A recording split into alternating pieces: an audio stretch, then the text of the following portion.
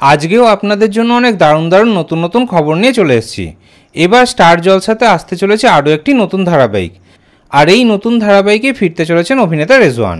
অভিনেতা রেজওয়ান রাব্বানী শেখকে আমরা শেষ দেখতে পেয়েছিলাম বধুয়া ধারাবাহিকে। বধুয়া ধারাবাহিকের পর আবারও স্টার জলসার নতুন ধারাবাহিকে প্রধান নায়কের ভূমিকায় ফিরছেন অভিনেতা, আর তার বিপরীতে প্রধান নায়িকার ভূমিকায় দেখা যাবে হরগৌরী পাইস হোটেল ধারাবাহিকের ঐশানীকে, অর্থাৎ অভিনেত্রী শুভস্মিতা মুখার্জিকে। এবার বাংলা টকিজ প্রোডাকশনের আন্ডারে আসতে চলেছে একটি নতুন ধারাবাহিক, আর সেই নতুন ধারাবাহিকে প্রধান নায়ক নায়িকার ভূমিকায় অভিনয় করবেন তারা। স্টার জলসাতে আসতে চলেছে এই নতুন ধারাবাহিকটি।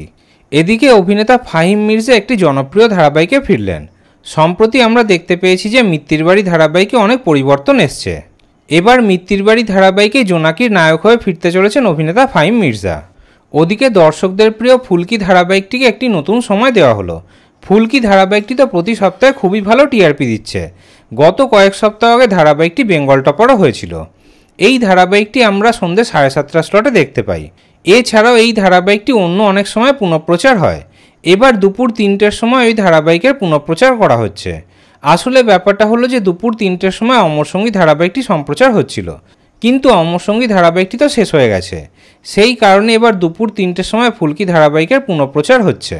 তাহলে এই সকল খবরগুলির মধ্যে কোন খবরটি আপনাদের বেশি ভালো লাগলো কমেন্টে অবশ্যই জানাবেন।